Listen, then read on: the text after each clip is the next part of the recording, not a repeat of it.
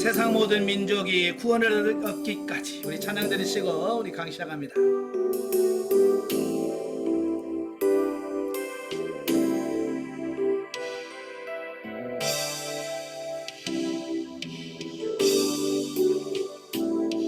세상 모든 민족이 구원을 얻기까지 쉬지 않으시는 하나님, 주의 심장 가지고 우리 이제 일어나 주 따르게 하소서. 세상 모든 몇체가 주의 영광 더불어 우리를 부르시는 하나님, 주의 손과 발 되어 세상을 치유하며 주 섬기게 하소서. 우리 바다 높은 같이 여호와의 영광을 인정하는 것이 온 세상 만을 따리라. 우리 바다 높은 같이, 우리 바다 높은 같이, 우리 바다 높은 같이 우리라. 그날에 주의 영광 가득한 세상 우리를 듣게 되니 온 세상을 단순히 방송. 우리 바다 높은 같이 여호와의 영광을 인정하는 것이 온 세상 가득하리라. 우리 바다 높은 같이, 우리 바다 높은 같이, 우리 바다 높은 같이. 아멘. 기도하겠습니다. 은혜로우신 아버지 감사합니다. 이 시간에도 두 번째 시간 우리 사도행전의 말씀을 같이 나눌 수 있도록 은혜 주셔서 감사합니다. 이 말씀을 나눌 때 성령께서 우리 지각을 열어주셔서 분명하게 알아지고 깨달아져서 그 말씀대로 사라지는 귀한 역사가 있도록 우리 하나님 도와주옵소서. 신용을 성령님께 맡겨오며 예수님의 이름으로 감사하며 기도합나이다. 아멘. 예, 이 시간에 우리 교재 310페이지입니다. 310페이지에 보시면 9장이 나오게 되어지는데요. 이 9장의 내용은 사울 곧 바울의 대회심 사건과 베드로의 애니야 치유 및 다비다 소생 이적에 대한 말씀을 하고 있습니다. 자, 1절부터 9절까지 보면 다메섹 도상에서의 사울의 회심. 자, 보면은 이방인의 사도로 부름을 받은 사울의 회심 사건을 소개하고 있습니다. 자, 본문을 보면 먼저 사울은 그리스도를 핍박하기 위해서 사내들인 공회에 위해서 공문을 얻어서 다메섹으로 가는 도중에 예수 그리스도의 현현의 사건을 경험하게 됩니다. 어찌 보면 이 사건을 통해서 바울이 이제 완전히 바뀌어지게 되고 회심을 하게 됩니다. 자, 그래서 이 이방인의 사도가 되어져요. 자, 이걸 보면 사도 바울은요, 사도로서 어떤 준비 과정이라든지 이런 모든 게 다 완벽했기 때문에 하나님을 부르신 게 아니죠. 그죠? 왜냐하면 교회를 박해하려고 가는 중인데 하나님께서 그냥 그를 부르시고 선택하신 거잖아요. 그러니까 사도 바울의 그 편지를 보면 어떤 말이 많이 나오냐면 카리스라고 하는 말이 나와요. 은혜. 하나님의 은혜다, 주님의 은혜다라는 말이 참 많이 나오거든요.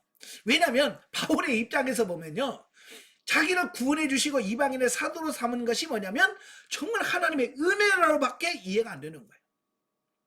만약에 사도 바울이 뭐 좋은 일 하러 갔다든지 복음을 전도하러 갔다든지 뭐 이러면서 그가 부름받았다면 내가 착한 일 많이 해서 그래 라고 할 수 있겠지만 지금 전혀 그런 게 아니잖아요. 다메섹에 있는 예수 믿는 사람을 잡아서 끌어올 공문을 가지고 가는 거예요. 그럼에도 불구하고 일방적으로 주님이 그를 만나주시고 그를 선택하시고 부르셨다. 이건 은혜로밖에 설명이 안 되는 거예요. 예, 그래서 사도 바울은 이 자기 자신을 부른 이 모든 것이 뭐냐? 하나님의 은혜였다라고 간증하고 있습니다. 자, 그래서 그가 주 예수 그리스도의 현현을 경험하게 되고 이후 사울은 3일 동안 앞을 보지 못한 채 식음을 전폐하게 되는데 주께서 보내신 아나니아의 안수로 비로소 보게 되었다. 그래서 3일 동안 식음을 전폐한 이유는 뭘까요? 왜 식음을 전폐했을까요? 예, 자기가 가지고 있던 모든 것들이 다 무너지는 거였어요. 지금까지 사울은 뭐예요? 예수 그리스도는 이단의 괴수고 하나님의 나라를 파괴하는 아주 아주 나쁜 존재로 인식을 해왔잖아요. 그죠? 근데 그 예수님을 직접 만났잖아요. 사울아, 사울아, 어찌하여 나를 박해하느냐. 그 말씀을 들으면서 자기가 지금껏 가지고 왔던 모든 가치관들이 완전히 무너지는 거예요. 예. 얼마나 머리가 복잡했을까요? 그러니까 그는 도대체 이게 뭘까? 내가 알고 있는 지금까지 내가 알았던 지식은 뭘까? 내가 옳다고 믿었던 게 그 진리였나? 뭐 이런 복잡한 갈등들을 많이 했을 거예요. 예. 그러다가 아나니아를 만나서 하나님의 뜻을 듣고 나니까 이게 하나님의 은혜였구나 발견하게 되는 거예요. 자, 우리는 본문을 통해서 이방 선교를 위하여 하나님께서는 예루살렘 교회 박해를 통해서 부분적으로 이방 선교의 문을 여시고 이래 이방 선교에 가장 적합한 사울을 준비해 놓으심으로 구원 계획을 펼쳐 보이심을 볼 수 있다라고 하는 겁니다. 사실 선교는 아무나 하는 게 아니죠. 만약에 여러분에게 갑자기 너 선교 나가라 그러면 갈 수 있는 사람 손 들어. 우리는 각각의 핑계를 많을 거예요. 언어도 모르고요. 나는 성경도 모르고요. 나는 능력도 없고요. 아마 여러분 각가지 핑계를 대면 안 갈 거예요. 왜냐하면 우리는 아직 선교에 대한 체질에는 이게 안 되어 있기 때문에 그래요. 그래서 하나님께서는 그냥 준비 안 된 사람을 보내지 않아요. 하나님께서는 사울을 선택하실 때 정말 이방 선교에 최적화된 모든 것을 갖춘 사람을 봤을 때 사울로 하나님이 보셨던 거예요. 이미 12사도도 있잖아요. 그죠? 베드로를 비롯한 12사도가 있어요. 그럼에도 불구하고 이방 선교에는 아직 이게 합당하지 않는 거예요. 그래서 이방인을 위하여 특별히 선택한 사도가 있는데 그게 바로 사울이었다 그 말입니다. 자, 보시면 자, 먼저 사울은요. 헬라 철학의 본거지인 다소 출신으로 이미 헬라 문화에 익숙해 있다는 겁니다. 예, 여러분 선교할 때 현지인들을 모르면 선교가 안 됩니다. 예, 우리도 초대교회에서 막 열정만 가지고 나갈 때 언어도 모르지, 그 나라에도 모르지. 그래서 많은 선교사에 나가서 고생은 죽도록 많이 했습니다. 왜냐하면 언어도 모르죠, 문화도 모르죠. 그냥 뜨거운 열정만 가지고 가다 보니까 얼마나 많은 어려움을 당하겠어요.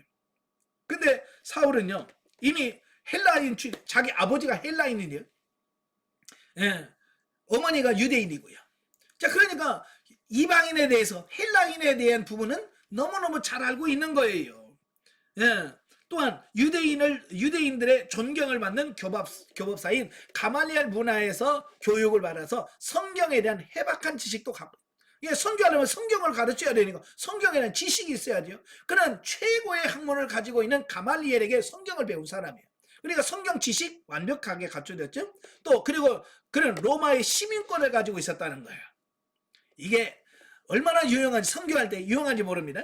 이는 당시 근동과 유럽 지역이 모두 로마의 지배 아래에 있었음을 감안할 때 여행이나 선교에 용이했다라고 하는 겁니다. 그래서 하나님께서는 환경적으로 이방 선교의 여건을 조성하시고 사울을 이방의 사도로 임명하셨다라고 하는 겁니다. 그러니까 사울은 태어나서 자라면서 나는 장차 이방인의 사도가 돼서 이런 일을 할 거야. 알았어요? 몰랐어요? 예, 본인도 몰랐어요. 정작 사울 자신도 몰랐어. 그냥 하나님만 아시고 하나님이 준비해 놓으셨다라고 하는 거예요. 자, 구약에서도 그렇죠. 모세. 그러니까 모세가 태어나면서부터 나는 이스라엘을 구원하고 나는 이런 지도자가 될 거야. 알았어요? 몰랐어요. 예. 그렇지만 하나님은 모세를 준비시켜 놨던, 그죠? 마찬가지로 사울도 자기는 그런 이방인의 사도가 될 생각도 하지 않았는데도 불구하고 하나님은 그를 차근차근 준비해 놓으셨대요. 여러분도 마찬가지예요.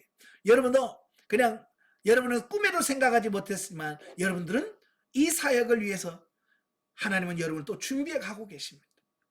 아멘. 그래서 여러분들이 항상 이 훈련을 받으시면서 하나님이 나를 뭐에다 써먹으시려고, 어디서 쓰시려고 나를 이 훈련을 받게 하실까, 그걸 고민하시면서 훈련 받으셔야 돼요. 자, 또한 사울이 회심하는 과정을 보면요, 사울은 다메섹으로 주의 제자를 잡으러 가다가 예수님의 현현 사건을 경험하고 예수 그리스도에 의하여 친히 이방인의 사도로 임명을 받게 되는데, 자, 많은 분들이 그래요. 어떻게 바울이 사도가 될 수 있냐? 그래서 초대교회에 그 사도 바울의 사도성에 대한 문제를 많이 제기를 합니다. 고린도 교회에서도 그랬고요, 갈라디아 교회도 그렇고요. 예, 처음에 바울을 통해서 복음을 받아들여서 교회 다니지만 어느 정도 시간이 지나면 그 유대에서 온 유대인들이 사울을, 걔는 사도도 아니야. 예수님 당시에 걔는 없었어. 그래서 바울의 사도성을 자꾸 거부했단 말이에요. 근데 사도 바울은 사도라고 하거든요. 왜요? 예수님이 친히 그를 부르셨다는 겁니다. 이 사도라고 하는 말은 아포스톨로스라고 하는 말인데요. 이 아포스톨로스라고 하는 말은 뭐냐면 지명하여, 보냄을 받은 자, 그런 뜻이 보냄을 받은 자. 하나님이, 주님이 친히 선택하시고 보낸 사람을 아포스톨로스, 사도라고 한다는 말이에요. 바로 여기 보면 예수님께서 뭐라고 했어요? 사울을 직접 부르셨잖아요. 그죠? 직접 부르셔서 내가 너를 이방인의 사도로, 임금들과 이방인들과 유대인들에게 복음을 전하는 사람은 내가 너를 택한 그릇으로 삼았다라고 주님이 먼저 지명해서 선택하셨고 그를 보내셨다, 그 말이에요. 그래서 사도 바울은 사도라고 할 수 있다라고 하는 겁니다. 자, 이러한 회심은 스데반이 흘린 순교의 피가 밑거름이 되었고 하나님의 주권적인 섭리와 부활하신 예수님에 대한 체험이 결정적인 계기가 되었다라고 하는 겁니다. 참, 여기서 보면요, 여러분, 사울은요, 그 스데반 집사를 죽일 때 마땅히 여겼다고 그랬어요. 당연히 죽을 사람은 죽었다라고 생각을 했어. 근데요, 어찌 보면 스데반 집사님의 순교는 우리의 입장에서 보면 아깝잖아요. 그 젊은 날이 그렇게 유능하고 똑똑하고 그런 사람은 왜 하나님께서 그렇게 젊은 나이에 순교하게 하셨을까? 그런데요, 하나님은 그 스데반 집사의 순교가 결코 헛되지 않았습니다. 그 스데반 집사의 순교가 결국 사울을 깨우치게 만들고 사울을 통해서 훨씬 더 많은 영역들을 하게 만듭니다. 자, 우리나라도 마찬가지예요. 자, 토마스 선교사가 20대 초반이에요. 영국의 토마스 선교사가 이 한국의 복음을 전하고 복음화를 시키기 위해서 배를 타고 옵니다. 근데 우리나라가 쇄국 정책으로 인해서 받아들이지 않는 겁니다. 그래서 그는 복음을 전하러 왔지만 그는 죽고 말아요. 제대로 된 복음도 전하지 못하고, 제대로 한국 사람한테 복음도 제대로 전하지 못하고 그냥 그는 대동강에서 순교를 하고 말아요. 어찌 보면 그 젊은 사람이 복음도 제대로 전하지 못하고 죽었으니 진짜 아깝다라고 했지만, 어찌면 우리 한국교회가 그렇게 복음을 많이 받아들이고 교회가 세워줄 수 있었던 부분은 그 토마스 선교사의 그 순교의 피가 흐르기 때문에 우리 한국교회가 이렇게 자랐을 것이다 라고 보는 겁니다. 네, 그러니까 하나님은요, 절대 손해 안 보시는 분이에요. 아시겠죠? 네. 자, 여기서 하여튼 하나님의 섭리와 경륜을 쫓아서 복음의 증인이 된 사울의 변화는 세계 역사의 흐름을 바꿔놓는 엄청난 사건이었다. 예, AD와 BC는 예수 그리스도 이전으로 바뀌잖아요. 그죠? 예수님 오기 전은 구약이고 예수님 오시면 신약이에요. 그래서 AD와 BC가 나눠진단 말이에요. 어쩌면 기독교 교회사에서 사울이 사도가 되기 이전과 이후로 이 교회사에 보면 확실하게 분기점이 되어질 만큼 정말로 많은 영향을 끼친 사람이 누구냐? 바울이에요. 자, 여기서 한편 사울에게 예수님께서 직접 현현하신 것은 사도들이 예수님을 직접 목격하고 그의 사역에 동참했으므로 사울도 이러한 체험을 통해서 이방인의 사도로 임명하기 위함이었다라고 하는 겁니다. 자, 왜 이런 주님의 직접 나오셨을까? 여러분에게 주님이 여러분에게 직접 나타나서 이렇게 말씀하셨어요? 안 하셨어요? 여러분 이름 부르면서 대하나 이거 어찌하여 나를 박해하느냐. 야, 저는 그런 음성 못 들었어요. 여러분 혹시 진의 음성 그런 음성 들으셨습니까? 예? 그럼 왜 여러분은 왜 안 들려줍니까? 여러분은 그 음성을 안 들려줘도 여러분은 예수 믿을 사람들이에요. 그죠? 근데 이 사울은 그렇게 안 하면 예수 안 믿을 사람이. 그래서 하나님께서는 그 사람의 속성과 성격을 아셔서 그 사람에 맞게끔 하나님께서 그걸 소명하고 부르시는 거예요. 그러니까 우리 다른 사람과 비교하면 왜 저 사람은 저렇게 하고 왜 나는 왜 안 합니까? 라고 할 수 있어요. 그러지 마세요. 하나님은요 그 사람의 기질과 체질과 모든 걸 다 아시고 그 사람에게 맞게끔 하셔요. 예? 이 사울은 그렇게 안 하면 누가 사울을 예수 복음 전에서 그를 예수 믿게 하고 신학하게 해서 사도로 세우겠습니까? 아무도 못해요. 네. 그래서 예수님이 직접 하셨다라고 하는 거예요. 예, 누가는 이런 사울의 회심 사건을 또 나중에 22장과 26장에 두 번씩이나 또 재차 기록을 해놔요. 예, 이걸 하면서 뭘 말하냐면 그때 당시 이 사도 바울의 사도권, 아까 말했죠? 예, 지는 사도도 아니면서 자칭 사도라고 한다라고 하는 그것들이 교회에 많은 영향을 미쳤단 말이에요. 그래서 누가는 아니야, 주님이 직접 그를 부르셨어요. 예, 주님이 직접 그를 부르셨고 그를 이방인의 사도로 주님이 직접 세웠어. 그러니까 그는 사도 맞아 라고 하는 것을 증거하기 위해서 이 세 번이나 나와요. 9장에 나오죠. 또 나중에 22장 재판할 때 나오죠. 또 26장에 아그리파 왕 앞에서 또 한 번 또 하죠. 세 번씩. 이건 뭐냐, 하나님이 직접 그를 부르셨다, 선택하셨다, 그리고 그를 사도 삼으셨다라고 하는 것을 증명하는 거예요. 자, 이상의 본문에서 우리는 각 사람은 주님과의 개인적인 만남을 통해서만이 자신의 전적인 부패와 무능을 인식할 수 있으며 참된 변화를 가질 수 있다는 것을 알게 됩니다. 그죠? 정말 주님을 만나봐야 진짜 내가 죄인이구나, 이걸 발견할 수 있는 겁니다. 만약에 바울이 주님을 만나지 않았다면 그가 스스로 이렇게 죄인입니다, 이거 깨닫고 주님 앞에 나올 수 있겠어요? 없어요. 그래서 하나님이 직접 만나 주셨다라고 하는 겁니다. 자, 10절부터 18절까지 오면 사울의 회복에 대한 말씀입니다. 자, 보면은 주님의 현현을 경험할 때 눈이 어두워진 사울에게 아나니아라고 하는 제자를 보내서 치유하는 내용인데요. 첫째, 아나니아가 주의 환상을 보게 되는 장면이 10절 16절에 나옵니다. 그러니까 주님께서 환상 중에 아나니아에게 나타나셔서 너 가서 사울에게 가서 안수해서 다시 보게 하라라고 말하는 겁니다. 예.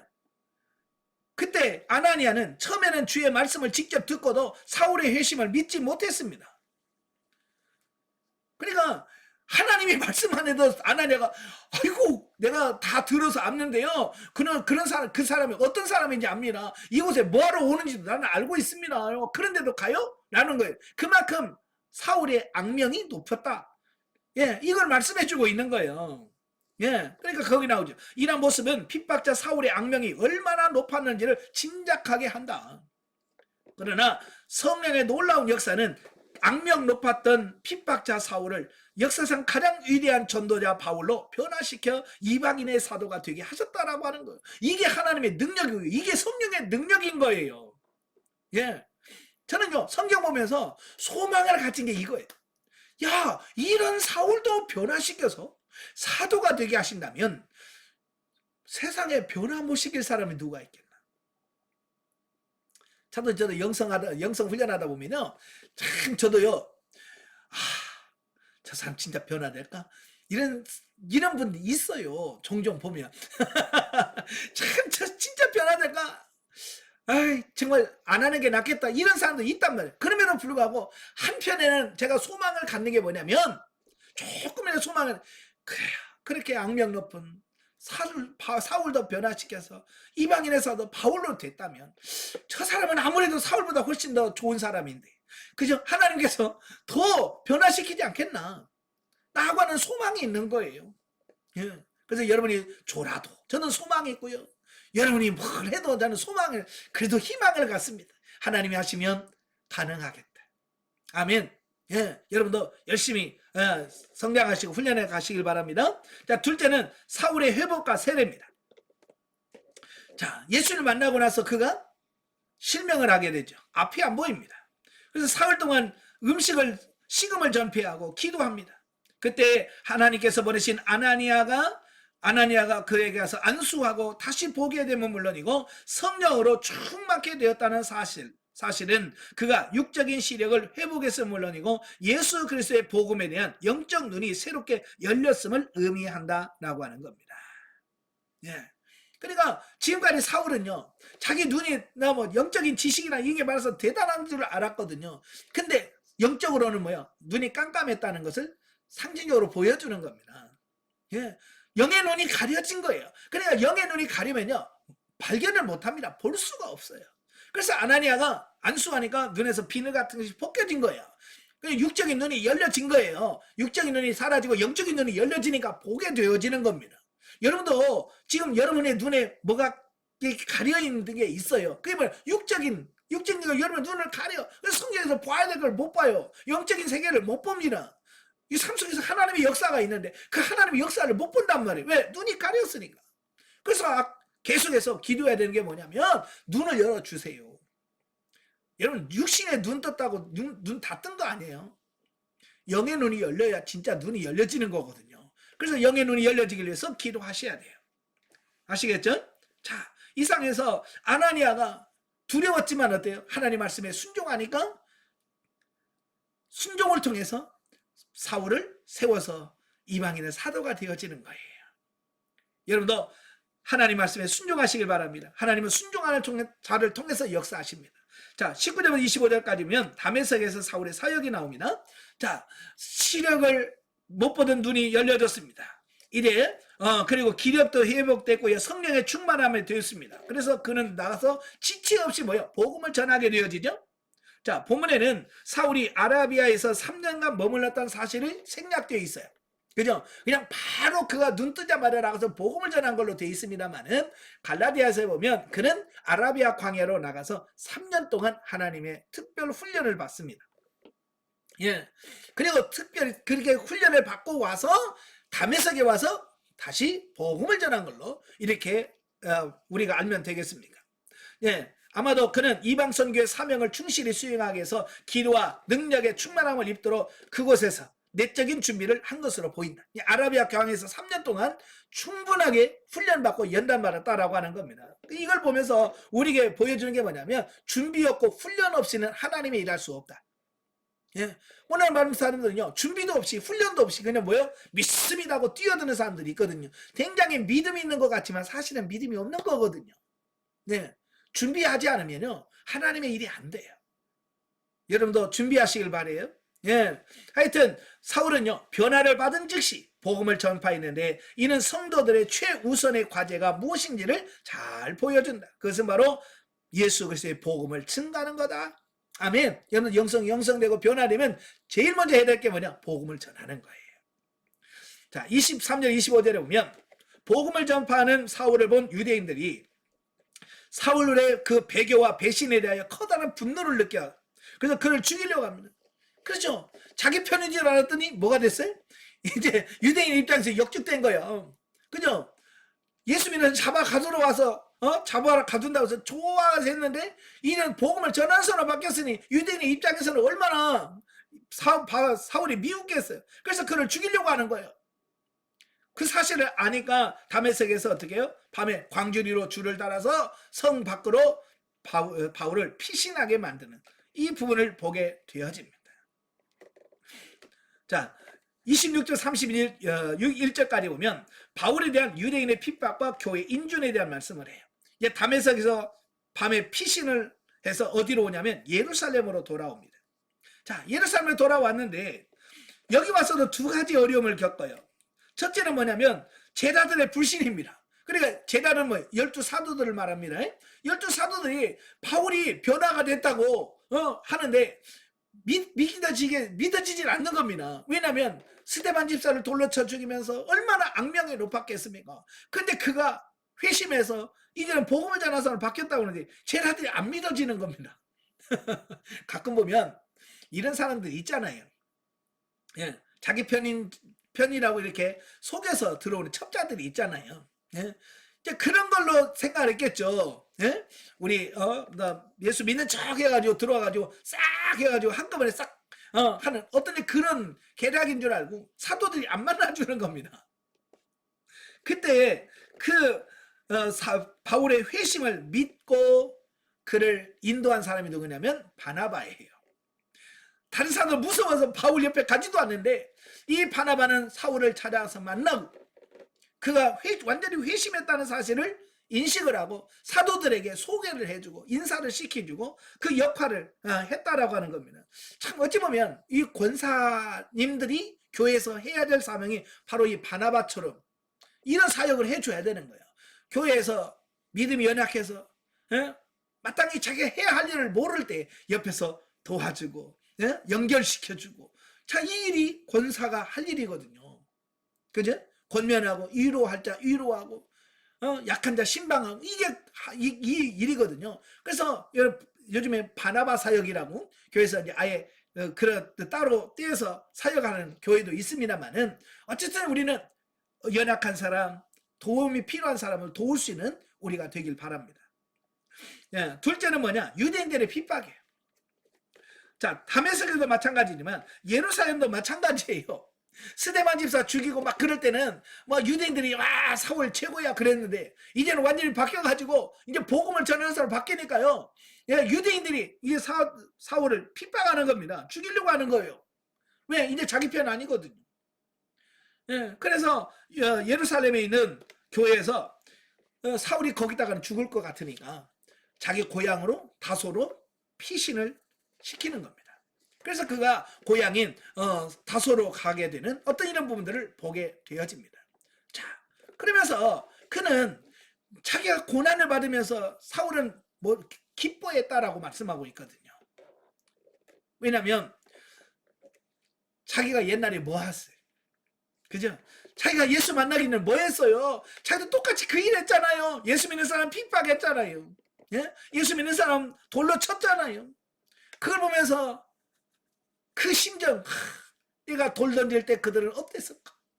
그죠? 그 심정이 완전히 덧입혀지겠죠. 그러니까 사실은 자기를 고난을 받으면서도 나는 맞아.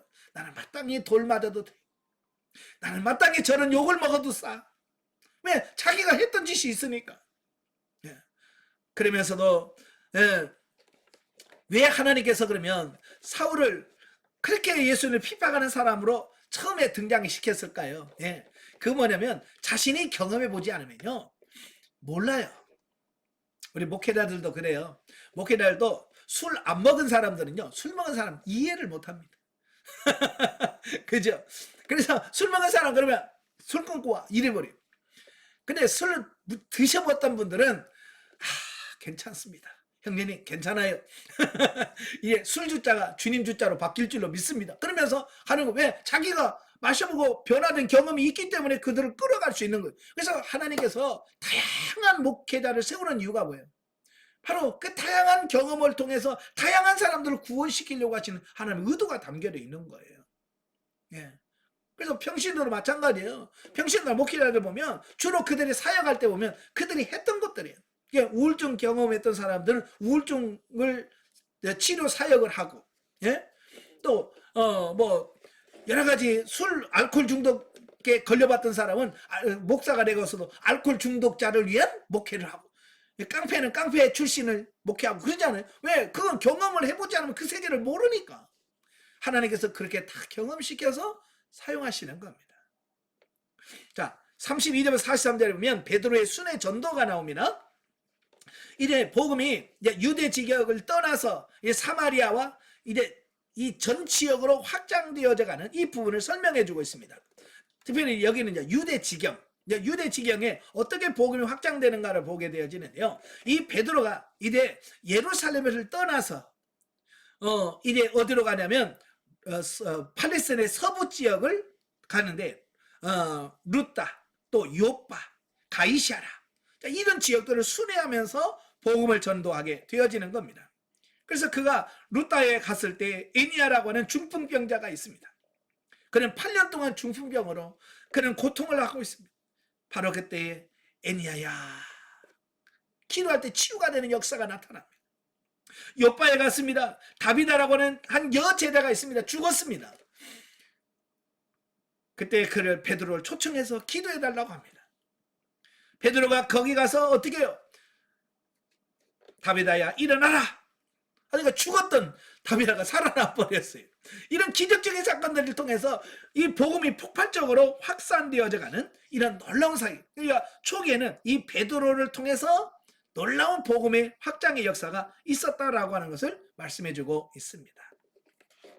자, 그 다음에 10장으로 가죠. 315페이지 10장은 고넬료 가정의 성령 강림 사건이 나옵니다. 1절로 8절까지면 고넬료가 본 환상인데요. 자, 본장에서 이방인은 고넬료 가정을 복음화하기 위해서 예수 그리스도의 복음이 드디어 이제 유대와 사마리아 지역을 벗어나서 이방 세계로 복음이 확장되어져 가는 과정을 설명하고 있습니다. 즉 주님께서는 사울의 회심과 베드로의 사역을 통해서 이방 선교에 대하여 기초를 준비하고 있었습니다. 이래 고넬료의 집에 임한 성령 강림을 통해서 본격적으로 이방 선교의 포문을 열기 시작했다라고 하는 겁니다. 보면은 고넬료의 회심을 언급하고 있는 본장의 서론에 해당되는데요. 그가 기도하다가 환상을 보게 됩니다. 예, 환상 중에 천사가 나타나 뭐라고 말씀하냐면 요바에는 베드로를 초청해서 말씀을 들어라 라고 하는 겁니다. 이 고넬료가 누구냐면 그는 출신은 로마 백부장 출신입니다. 로마 사람이죠. 헬라 사람입니다. 이방인이에요. 그런데도 그는 뭐냐면 하나님을 아는 사람이에요. 이건 유대교로 개종했다는 얘기예요. 예. 이방인이지만 유대교로 개종해서 하나님을 섬기는 사람이었다라고 하는 겁니다. 아직 그는 복음은 몰라요. 예수님이나 이 복음은 모르고 여호와 하나님을 아는 유대인을 통해서. 예. 그리고 구제도 열심히 했고요. 아주 경건한 이방이었습니다. 이런 그가 그의 경건과 구제가 하나님 앞에 상달되어서 고넬료는 복음을 영접하는 은혜를 잊게 되었다. 만약에 이 율법으로 구원받았다면 굳이 베드로를 초청해서 말씀 들을 이유가 있어요, 없어요? 없어요. 어찌보면 이 고넬료는요, 경건한 생활, 기도 생활, 구제하는 생활로 충분해요. 많은 사람들은 저 사람 참 경건하다라고 인정받았습니다. 그런데도 그거 가지고 구원 안 되거든요. 그죠? 그래서 뭐라고 그래요? 너 요바에 사람 보내서 베드로 초청해서 그의 말을 들어라. 복음을 받아들여서 예수 그리스도를 믿어라. 그러면 구원을 받는 요거잖아요. 그죠? 예, 구원은 율법으로 못 받습니다. 예수 그리스도를 믿는 믿음으로 받는 거예요. 자, 구원은 그리스도를 믿는 믿음으로 받지만 하나님의 뜻에 일치된 선한 삶은 반드시 하나님의 축복과 은혜를 수반한다는 것을 교훈해주고 있습니다. 그러니까 고넬료가 그 천사를 통해서 음성을 들을 수 있었던 이유는 뭐냐면 그의 평소의 삶이 하나님의 은혜를 받을 만한 삶이 되어졌다라고 하는 거예요. 이게 굉장히 중요한 거예요. 우리는 삶을 살지 않으면서 맨날 달라고만 해요. 그렇잖아요. 그러니까 하나님께서 주고 싶어도 안 줘요. 못 줘요. 왜? 내가 받을 만한 자격도 없고 받을 만한 그런 준비도 안 돼 있기 때문에. 그래서 하나님께서는 여러분 달라고 해도 못 주거든요. 그러나 준비되어지면 고넬료가 나를 베드로를 초청해서 말씀을 듣게 해주세요라고 기도했을까요? 안 해요.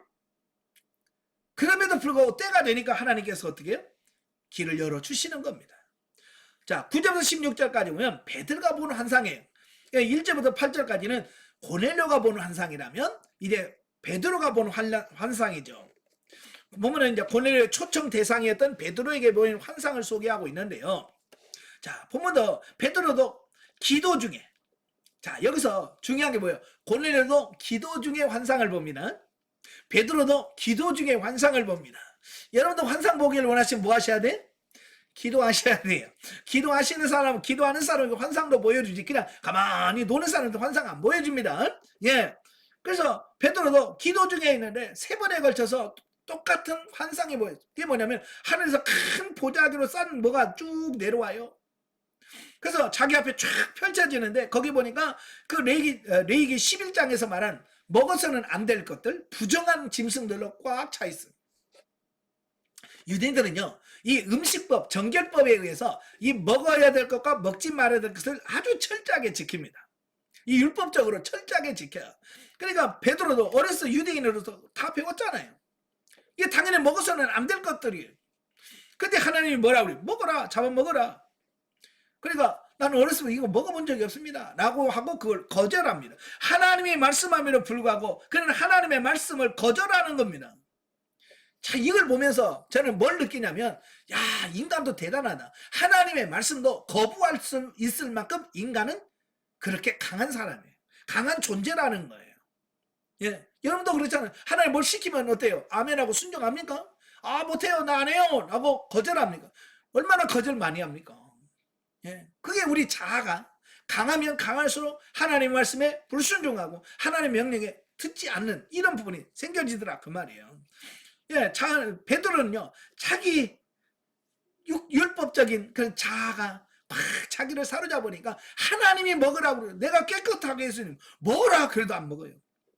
예, 저는 그걸 보면서, 야, 정말 대단하다. 이건 정말 하나님께서 이걸 깨치지 않아지면 누가 저절로 이걸 알겠는가? 여기서 그 보자기에 섰던 그 짐승은, 부정한 짐승은 뭘 상징하냐면 이방인을 상징하는 거예요.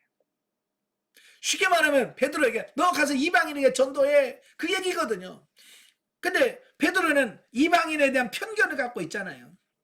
그래서 전도를 못하는 겁니다. 그래서 베드로의 그 잘못된 생각을 고치고 그를 고넬료의 집에 보내서 그 집에 성령에 충만한 것을 경험하고 그 모든 이방인에게 복음을 전파하시려고 하나님의 놀라운 계획이 있다고 말이에요. 근데 베드로는 그걸 거절하는 거죠. 예? 나 못합니다. 예. 그래서 이 환상을 통해서 주님이 보여주시려고 했던 게 뭐냐? 베드로가 가지고 있던 그 고정관념, 이걸 깨트리고 하나님 말씀에 순종하는 사람으로 바뀌어지는 겁니다. 바로 이게 환상을 보여준 이유다라고 하는 겁니다. 즉 주님께서 이 환상을 통해서 그리스도 예수 안에서 유대인이나 이방인이나 차별 없이 누구나 복음으로 구원받을 수 있다라고 하는 복음의 보편성을 보여주려고 하는 거예요. 이게 이 환상을 보여준 핵심 이유입니다. 이 환상으로 인하여 베드로는 지금까지 유대인들이나 유대교로 개종한 사람들을 중심으로 전도를 해왔으나 이제는 이방인을 향한 선교의 당위성과 그 사명을 깨닫게 되었다라고 하는 겁니다. 만약에 이런 경험이 없었다면 베드로는 죽을 때까지 이방인에게 전도했을까요? 안 했겠죠. 예? 왜 자기 생각이 옳다고 생각하니 유대인들에게만 복음을 전했을 거예요. 그냥 이 사건을 통해서 그 가치관이 깨지니까 어때요? 이방인에게 전도하고 그는 나중에 로마에까지 가서 복음을 전하게 되고 결국 로마에서 네로에 의해 순교까지 당하는 이 부분을 보게 돼요. 이 가치관이 바뀌니까 그런 거예요. 자, 17절 23절에 보면 고넬료가 보낸 하속들의 요파 도착입니다. 고넬료가 보낸 사람들이 베드로가 머물고 있는 요파의 피장의 시몬의 집에 도착을 합니다. 고넬료가 베드로를 초청한 사실을 알려주는 장면이 소개되어지고 있는데요. 자, 본문에 보면 고넬료가 보낸 사람들은 베드로가 본 환상 직후 그 환상의 의미가 무엇인지 생각하고 있을 때 도착했습니다. 그러니까 베드로가 환상을 보고 도대체 이 환상이 뭘까? 이게 무슨 의미일까? 라고 그 환상을 깊이 생각하고 있을 때 똑똑똑 여기 베드로 계신가요? 하면서 그들이 찾아오는 겁니다. 시간 기가 막히게 딱 타이밍에 맞춰지는 거죠. 누가 조정했을까요? 하나님이 하신 거예요. 하나님이 기가 막히게 시간을 딱 맞춰서 하시는 거예요. 그러니까 저는 이 본문을 읽다 보면요, 잘 짜여진 드라마 각본처럼 착착착착 전개되어지는 이 모습을 보고 이게 하나님의 역사의 주관자이신 하나님이 역사하시고 계시다는 것을 우리에게 보여주고 있는 겁니다. 그래서 고넬료가 환상을 본 시간이 언제냐면 9시였어요. 9시는 오늘날로 말하면 오후 3시입니다. 오후 3시에 그리고 베드로가 환상을 본 시각은 그 다음날 6시입니다. 6시면 정오입니다. 따라서 두 사람이 환상을 본 시간적 간격은 21시간이냐? 21시간입니다. 그런데 이 가이사랴에서 요빠까지가 50km예요. 50km. 50km면요. 정상적인 이 장정이 하루 동안 걸어갈 수 있는 거리. 하루 동안 걸어가면 50km를 갈 수 있는 거리란 말이에요. 그러니까 시간이 정확하게 맞아가죠. 그러므로 고넬료가 보낸 사람은 베드로가 환상을 본 때와 거의 일치된 시간에 베드로가 머물고 있는 피장의 시몬의 집에 당도하는 것은 우연이 아니라 한편의 드라마 각본같이 아주 치밀하게 계획된 것임을 알 수 있다. 누가 계획했어요? 하나님이 철저하게 이걸 만드셨다 그 말이에요. 이런 하나님의 계획에 따라서 베드로는 자신이 가지고 있던 이방에 대한 편견에도 불구하고 성령의 지시에 전적으로 순종하여 낯선 이방인들을 영접함으로써 하나님의 뜻을 저버리지 않고 고넬료의 하석들을 주인 고넬료의 의도를 전혀 손상됨 없이 베드로에게 전달함으로써 베드로와 고넬료의 만남이 성사될 수 있도록 하기 위한 최선의 노력을 다했다라고 하는 겁니다. 자, 이게 중요한 겁니다. 베드로도 어떻게 하면 환상을 보시는 하나님의 뜻에 맞출까? 하나님의 뜻을 이룰까? 여기다 초점을 맞췄고, 이 고넬료가 보는 사람들도 어떻게 하면 자기 주인의 고넬료의 그 마음을 그대로 전달해서 이걸 하나님의 뜻을 이룰 수 있을까? 이게 서로 자기가 맡겨진 일에 최선을 다하는 그 모습 속에서 이런 일들이 잘 진행되어 가는 거예요. 그래서 하나님께서는 모든 일을 계획하시고 그 일이 성취될 수 있도록 준비하시지만 그와 더불어 인간의 측면에서는 하나님의 뜻이 철저히 순종하는 것이 요청된다. 그러니까 하나님의 뜻이란 그냥 대충 해도 돼? 아니에요. 하나님의 뜻이어도 그게 철저하게 진행되어져야 되고 준비해야 된다라고 하는 것을 알 수 있습니다. 자, 24절 34절에 보면 이게 고넬료와 베드로의 만남입니다.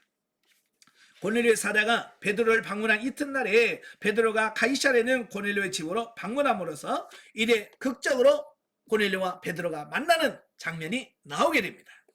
자, 이때 베드로가 오기 전에 고넬료 온 가족들과 친척들 다 모아놓고요, 다 준비하고 있는 거예요. 은혜는요, 준비한 사람이 받아요. 다 모아놓고 준비가 돼 있어. 그리고 베드로가 들어오자마자 이 고넬료는요, 그 앞에 엎드려 절을 합니다. 여러분, 유대인들의 엎드려서 절하는 것은요, 최상의 존중을 의미합니다. 여러분 생각해 보세요. 세상적인 위치에서 보면요, 베드로는 피정복국의 그냥 평범한 시민 중에 하나예요. 그러나 이 고넬료는 누구냐면 그 로마 제국의 군대에서 100명의 군사를 이끌이는 중요한 높은 계급을 갖고 있는 사람이에요. 그럼에도 불구하고요, 이 고넬료는 그 세상적인 신분 따지지 않았어요. 자기가 피정복국인 그 나라 그 시민 앞에 스스로 무릎을 꿇고요, 절을 하면서 그는 겸손하게 받아들였다라고 하는 겁니다. 자, 고넬료는 이렇게 겸손했어요. 쉽지 않겠지요? 자, 그럼에도 불구하고 순종했습니다. 또 베드로 역시 마찬가지예요. 유대인이요, 나는 유대인이고 사도요 라고 해서 거들먹거리지 않았어요. 고넬료가 자기의 절을 하자 그도 급하게 나도 당신과 똑같은 사람입니다. 이 베드로 굉장히 겸손한 모습을 보여주죠. 이렇게 겸손해야 역사가 나타나는 거예요.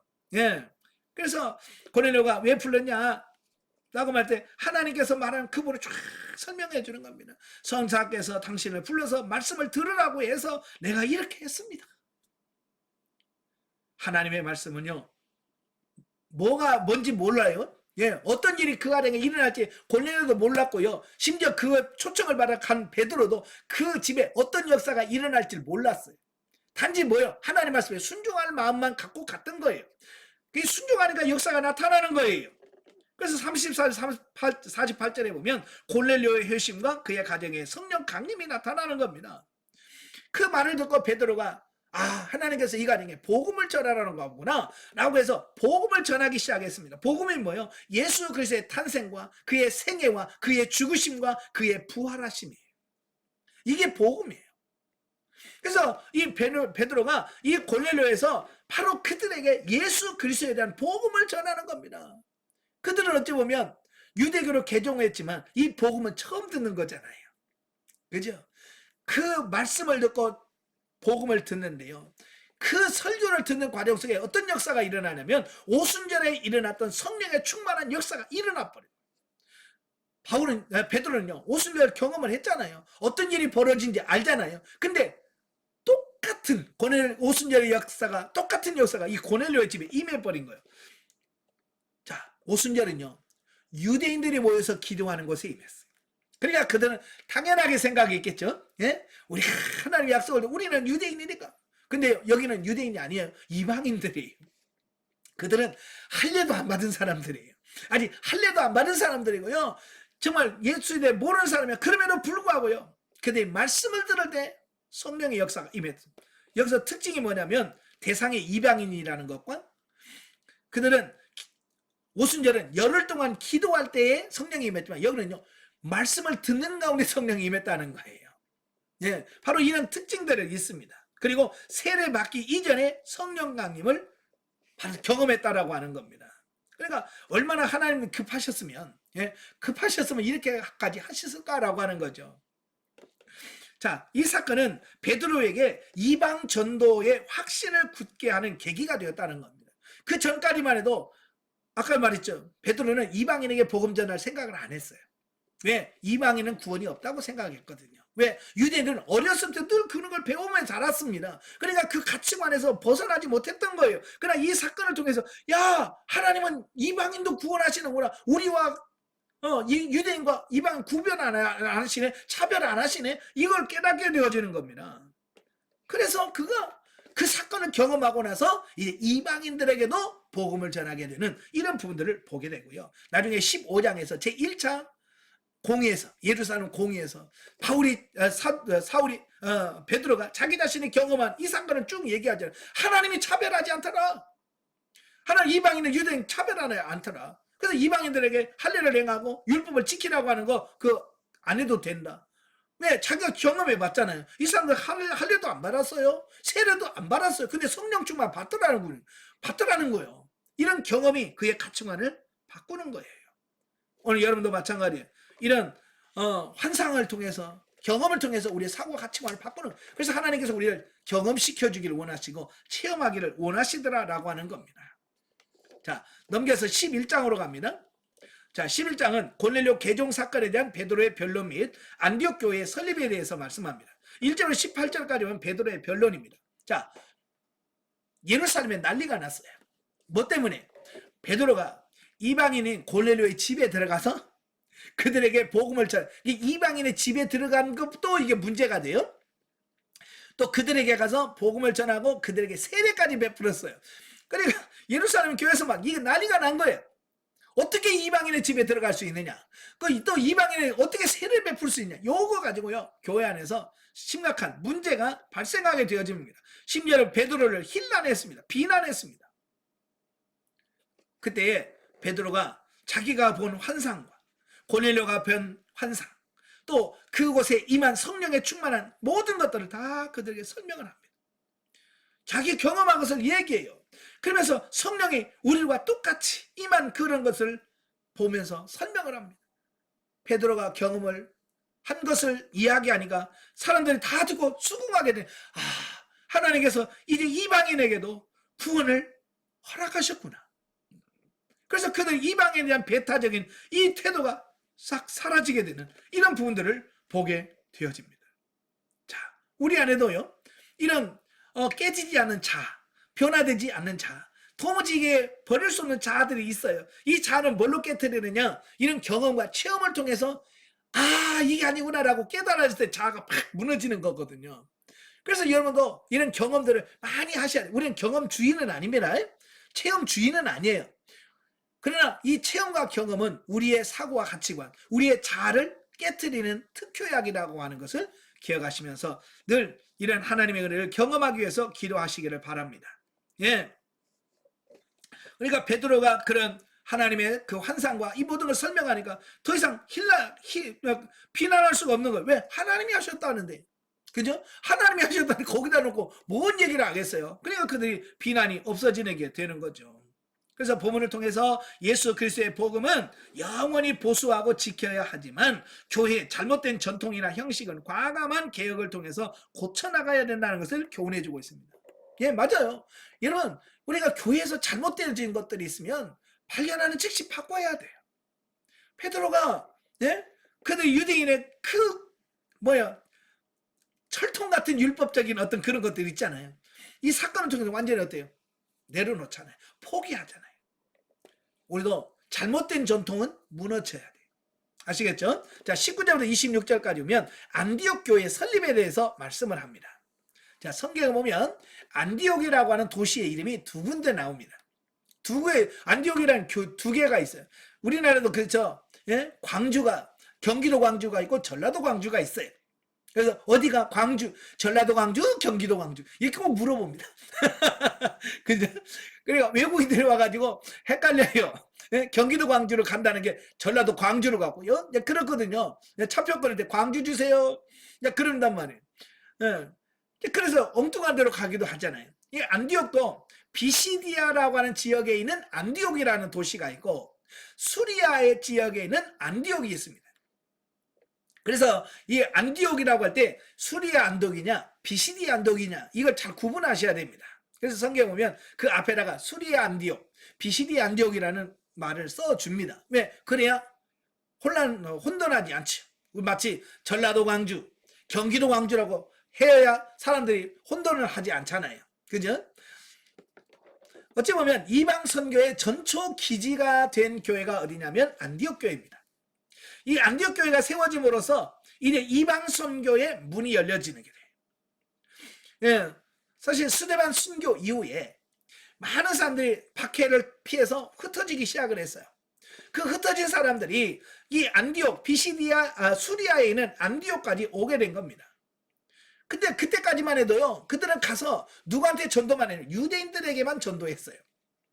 유대인들에게만 전도했는데 그들이 실험적으로 헬라인들에게 복음을 전해봤어요. 네, 헬라인들에게 복음을 전했는데요, 의외로 이 이방인들, 헬라 사람들이 예수님의 복음을 듣고 확 빨려 들어가는 거예요. 많은 사람들이 교회로 예수 그리스도를 영접하고요, 교회로 몰려오기 시작하는 겁니다. 그러니까 그 교회에서 갑자기 이방인들이 막 몰려들기 시작해서 교회가 부흥하기 시작한 거예요.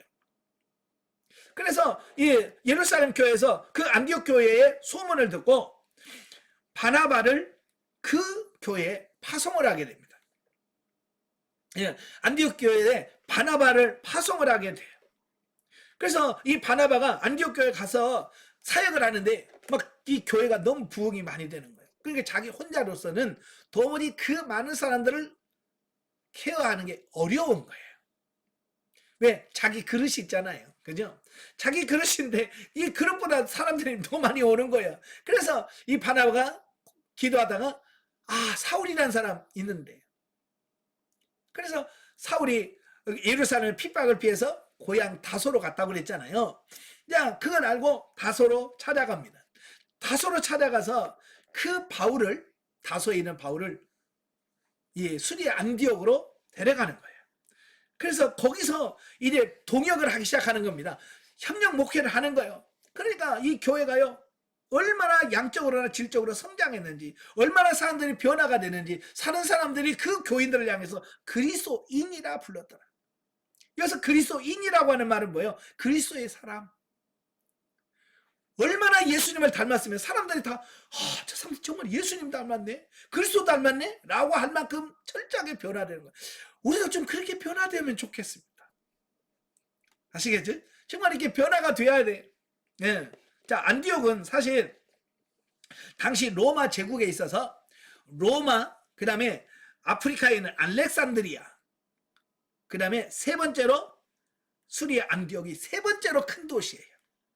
자, 우리나라도 그냥 제일 큰 도시가 서울이고 두 번째가 부산이고요. 세 번째가 대전이냐 대구냐, 요거 가지고 막 하잖아요. 그죠? 그러면 대구 정도 되면 큰 도시잖아요. 그죠? 마찬가지로 이 수리아의 안디옥은 그때 당시 인구가 50만 명이에요. 50만 명. 지금 뭐 50만 명, 지금 50만 명 해봐야 에게 그럴 거예요. 자, 우리 전주가 62만이거든요. 그러니까 인구수로 보면 지금 현재 전주에 있는 인구보다도 12,000명이 적지요. 그런데 지금 막 아파트가 있고 막 이러니까요, 좁은 지역에 많은 사람이 살지만 옛날에는 그런 게 아니라 다 퍼져 있잖아요. 그러니까 그 도시가 얼마나 큰 도시였겠어요. 2층 집 그런 것도 없는 막 쫙 깔려 있는데 얼마나 50만에 사면 대단히 큰 도시란 말이에요. 예. 바로 그 도시에 복음이 전파되어지고 교회가 세워짐으로써 이제 예루살렘 교회가 유대인 교인들의 교회 중심이 되고, 바로 이방인 교회의 중심지는 안디옥 교회로 잡아요. 그래서 그다음부터 이 교회에서 사도 바울을 1차, 2차, 3차 전도 여행을 파송하는 그 파송교회로서 중대한 사명을 감당하게 됩니다. 그래서 사도행 1장 8절에 땅끝까지 이르러 복음의 증인이 되라 하신 그 말씀에 실제적으로 문자적으로 적용되어지고 완성이 된 곳이 어디냐? 바로 안디옥, 수리아에 있는 안디옥 교회다라고 이렇게 보면 되겠습니다. 자, 27절부터 30절까지 보면 안디옥 교회의 구제가 나옵니다. 자, 보면은 부흥한 안디옥 교회가 흉년을 당하여 어려움 속에 있는 예루살렘 교회를 도와주는 아름다운 장면을 소개하고 있어요. 예루살렘 교회는요, 그 안디옥 교회에 흥황하는 소식을 듣고 몇 사람의 선자를 보냅니다. 왜? 사역자가 부족하니까 그 사역자를 파송해 주는 거면, 이게 참 교회가 이러면 좋잖아요. 그죠? 큰 교회에서 좀 사역자가 남으면 또 가난한 교회에 보내려서 이렇게 사역도 하고 하면 얼마나 좋아요. 그죠? 이 초대교회는 참 그게 좋았던 것 같아요. 예? 교회가 부흥하고, 아이고, 거기에 사역자가 좀 부족하냐? 그러면 내가 파송해 줄게. 그래서 파송해서 거기서 복음을 전해서 그 교회를 키워가는 어떤 그런 아주 아름다운 전통을 이 초대교회는 하고 있더라는 거예요. 네. 그래서 많은 몇 사람의 선지자를 파송했는데 그 중에 누구냐? 아가보라고 하는 사람이 있습니다. 이 아가보라고 하는 사람은 예언가입니다. 예언가이면서 선지자예요. 그가 거기 가서 예언을 하는데 뭐냐면 글라우디오 황제 때에 천하가 크게 흉년이 될 거다라고 하는 예언을 합니다. 예.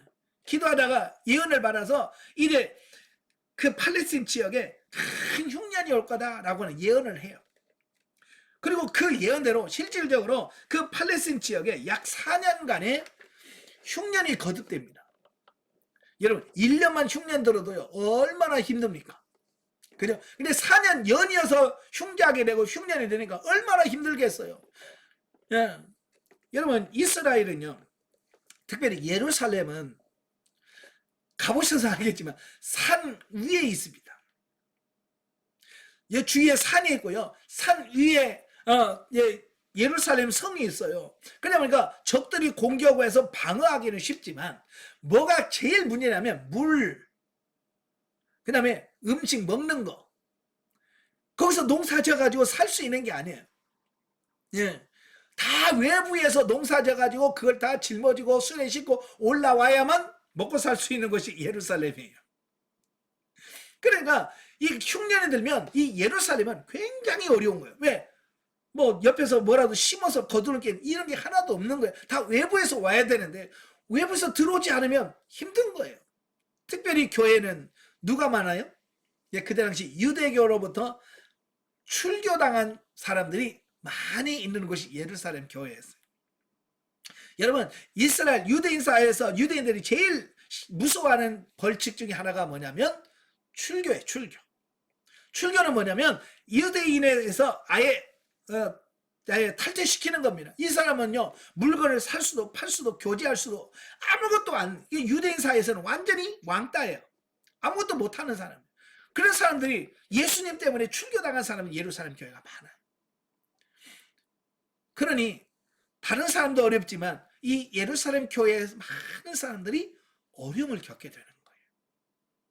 그 소식을 이 안디옥 교회가 듣게 되는 거예요. 그때 이 안디옥 교회가 바나바와 사울의 가르침을 통해서 돕자, 힘든 우리 형제 교회를 돕자. 그래서 그들이 어때요? 자기들도 어렵겠죠. 그죠? 예? 자기들도 어렵고 힘들겠지만 그럼에도 불구하고 자기들보다 더 어려운 그 교회를 향해서 어떻게 해요? 구제연금을 준비하고, 그래서 구제헌금을 가지고 바울과 바나바를 파송을 했어. 그 예루살렘 교회를 돕도록 했다라고 하는 겁니다. 그래서 어찌 보면 이 안디옥 교회는 선교의 모범적인 교회요, 구제의 모범을 보이는 교회였다라고 하는 것을 말씀해 주고 있습니다. 오늘 우리 이 땅에 있는 교회가 바로 이런 안디옥 교회 같은 교회만 있다면 참 교회가 잘 될 거예요. 그죠? 모든 교회, 약한 교회 도와주고 막 하면 잘 되겠죠. 예. 지금 부한 교회는 엄청나게 부하고, 진짜 가난한 교회는 찢어지게 가난하고. 근데 이 차이가 너무 크단 말이에요. 그래서 어떻게 이걸 줄여갈 것인가 고민하시면서 기도하셔야 돼요. 그리고 바로 이 안디옥 교회처럼 어려운 교회 돕고 후원하는, 그래서 같이 성장하는 이런 아름다운 모습이 돼야 되지 않겠냐라고 하는 겁니다. 자, 12장으로 가죠. 자, 12장은 헤롯 아그리파 1세의 대핍박과 천사에 의한 베드로 탈옥에 대한 말씀을 합니다. 1절부터 19절까지 보면 헤롯의 교회 탄압이 나옵니다. 자, 안디옥 교회가 막 부흥하고 있는 무렵에 예루살렘 교회는 또 다른 위기를 맞게 됩니다. 그게 뭐냐면 바로 헤롯이 교회의 주요 지도자들을 핍박하기 시작했다라고 하는 겁니다.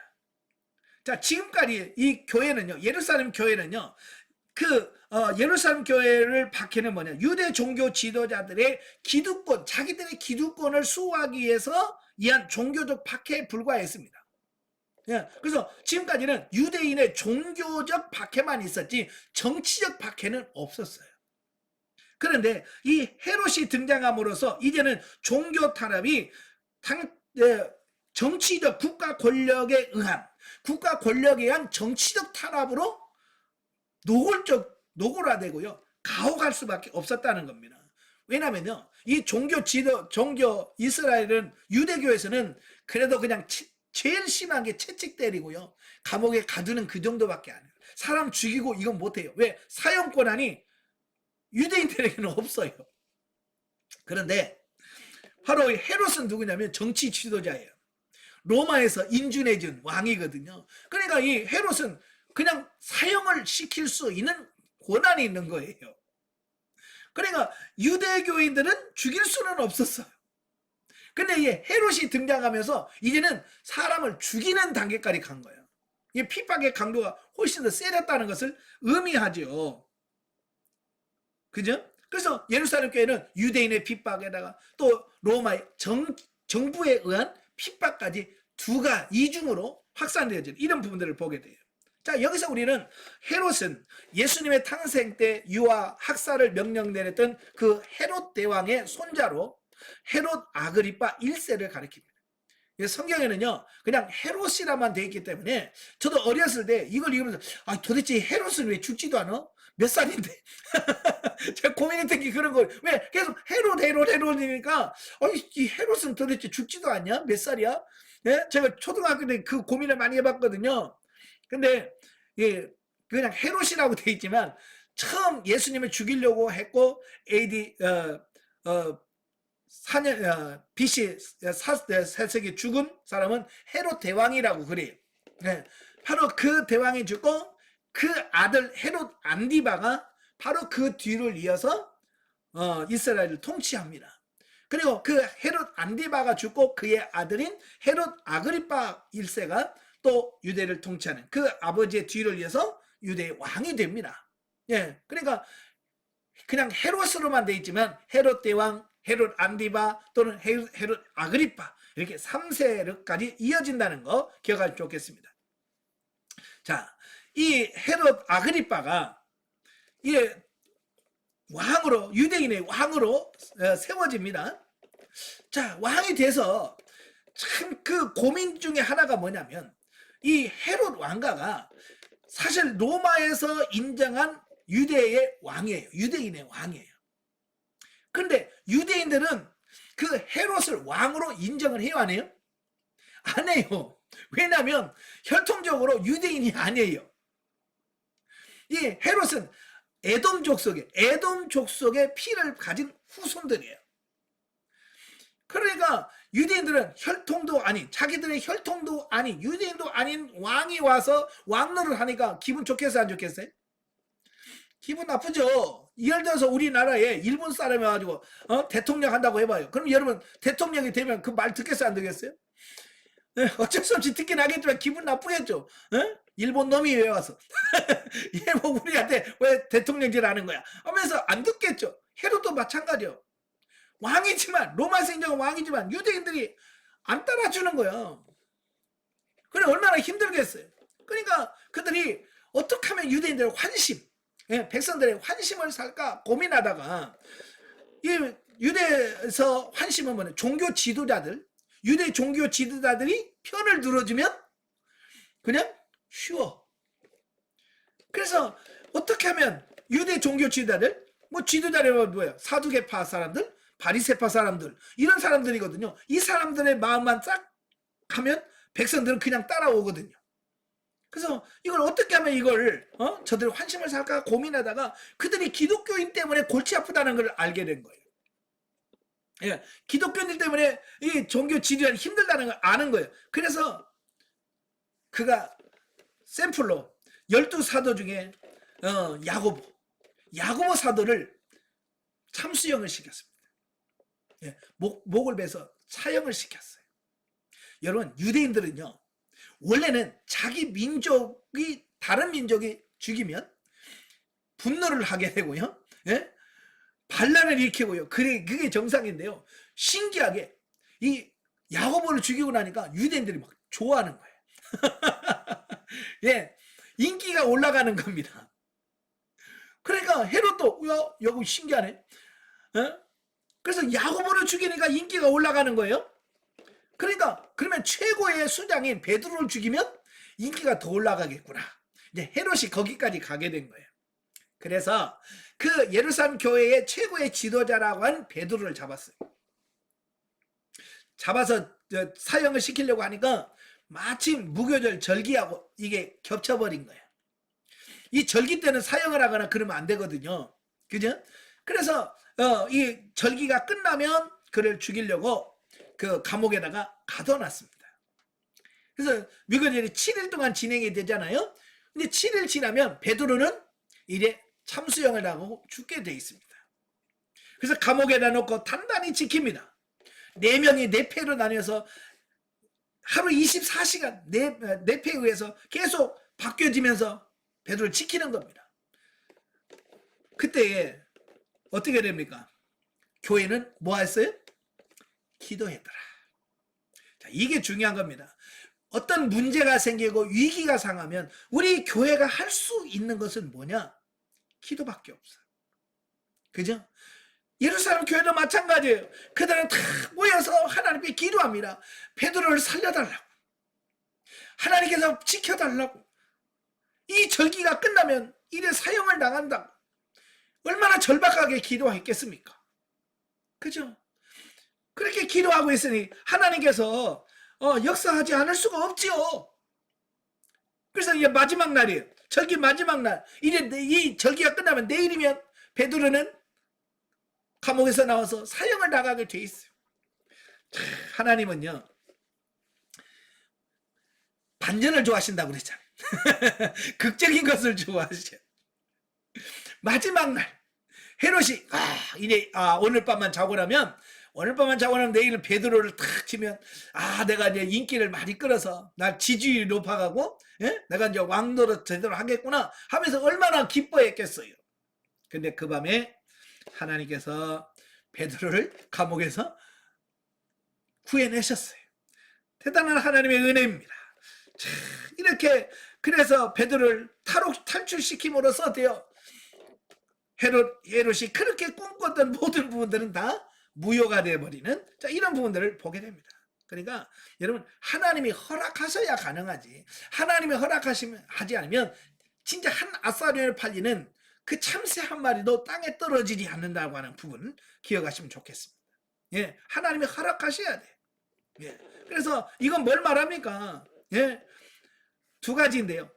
하나님의 일을 막으려는 악한 자들의 그 어떤 시도도 하나님이 허락하지 않으면 성공할 수 없다는 거예요. 하나님이 하셔야만 성공하지 하나님은 못한다. 그 다음에 두 번째는 뭐냐? 주님께서 그의 피로 값주고 사신 교회를 친히 성령을 통하여 보호하시고 지키심으로 어느 누구도 교회를 와해시킬 수 없다는 것을 깨닫게 돼요. 예, 하나님이 교회를 붙드시면 그 누구도 교회를 무너뜨릴 수가 없다는 거예요. 아멘. 이런 확신을 가지길 바랍니다. 자, 그 다음에 20절부터 24절을 보면 헤롯의 죽음과 교회의 흥왕에 대해서 말씀합니다. 자, 보면은 교회를 박해한 헤롯의 죽음을 통해서 성령의 역사와 복음의 능력을 거부하고 교회와 하나님을 대적하는 자의 최후가 얼마나 비참한지를 보여주고 있다라고 하는 겁니다. 자, 헤롯이 누구라고 그랬어요? 네, 야고보를 죽이고 베드로까지 죽이려고 하고 정치적 야망을 키우려고 했던 그 악한 왕이 그대로 하나님이 놔두시면 하나님의 공의가 이 땅에 이루어지겠습니까? 그래서 하나님이 그를 제거하시는 겁니다. 여러분, 성경에서 제가 누차 구약에서도 말씀드렸지만 이스라엘 하나님의 선택된 백성, 하나님의 선택된 백성을 건드리고 살아남은 민족이 없다는 거예요. 성경에서 이스라엘을 괴롭히고요 살아남은 나라가 하나도 없어요. 자, 대표적인 나라 아수르. 아수르가 진짜 이스라엘을 많이 괴롭혔거든요. 바벨론에 의해서 망했습니다. 아예 나라가 없어져 버렸어요. 바벨론도요 남유다를 멸망시키려고 얼마나 이스라엘 백성들을 괴롭혔습니까? 바벨론 539년에 메대와 바사 연합군에 의해서 무너졌습니다. 그래서 페르시아 제국이 건설됐는데 이 페르시아 제국들은 역시 유대인들을 괴롭혔습니다. 그러니까 또 313년인가요? 예, 알렉산더에 의해서 이 페르시아 제국이 무너집니다. 그래서 헬라 제국을 건설합니다. 그러다가 이 헬라 제국이 망하고 BC 70년에 로마 제국이 건설됩니다. 하여간 이스라엘을 건들고 예루살렘을 파괴하고요 성한 민족 나라가 없어요. 예, 마찬가지 오늘도 마찬가지 하나님의 택한 백성 특별히 하나님 예수 그리스도의 피값을 주고 세운 교회 허물고 교회를 파괴하고 살아남을 수 없다. 여러분 절대로 교회 흔들지 않기를 바라요. 교회는 단순한 그냥 교회가 아니에요. 예수 그리스도의 피값을 주고 사신 곳이 교회예요. 그래서 교회에서는 절대로 여러분 교회라 해를 끼치거나 교회를 망가뜨리면 안 됩니다. 아시겠죠? 예, 교회 욕하지도 마세요. 아시겠죠? 예.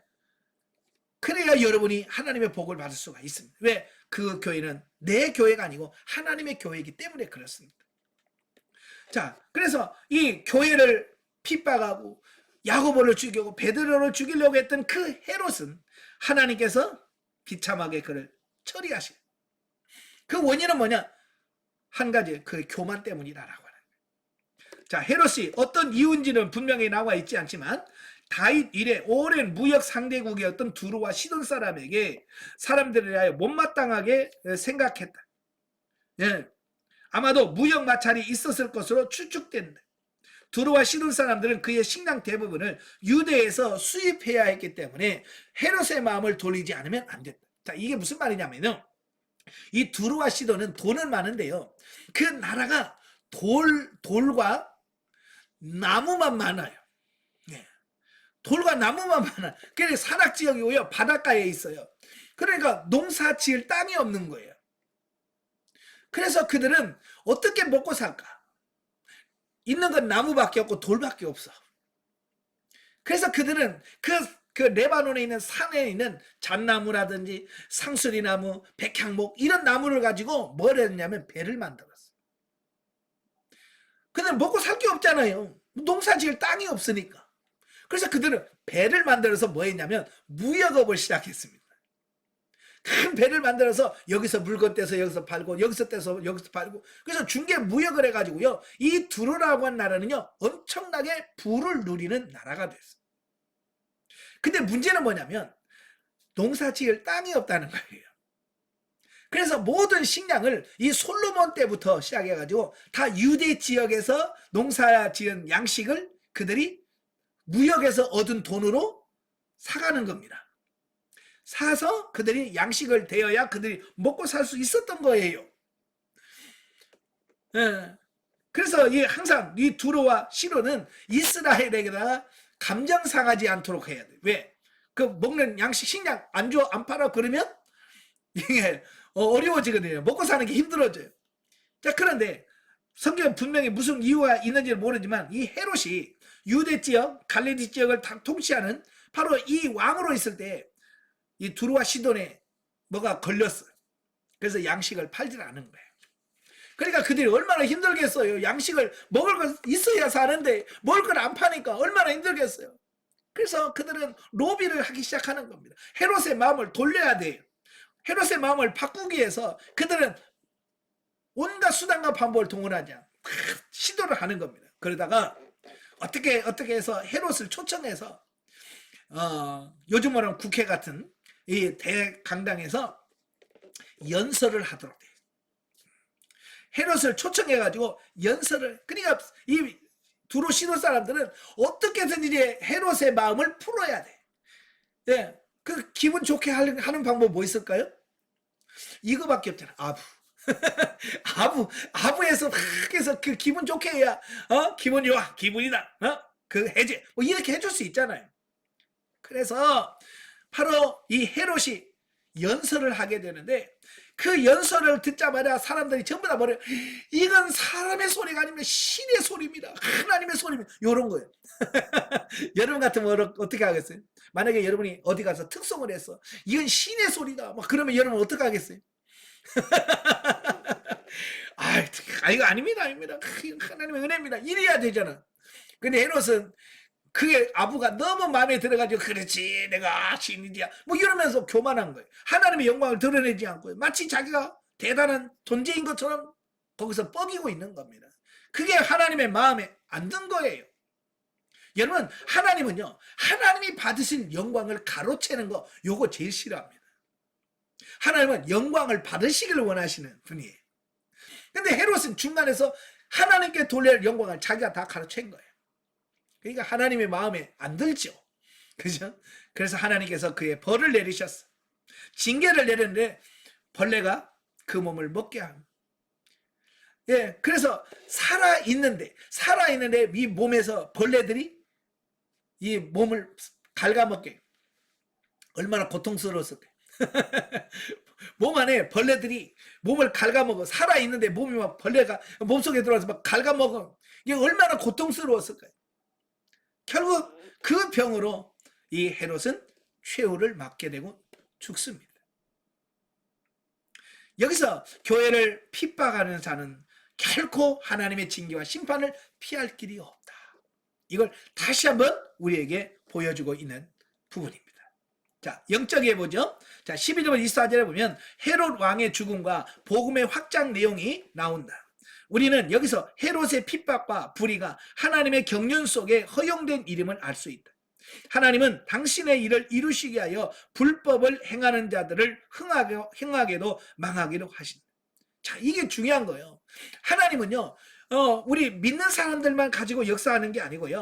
하나님은요, 하나님을 모르는 이방인들까지 들어서 하나님의 이 구속사를 이루어 가시는 분이에요.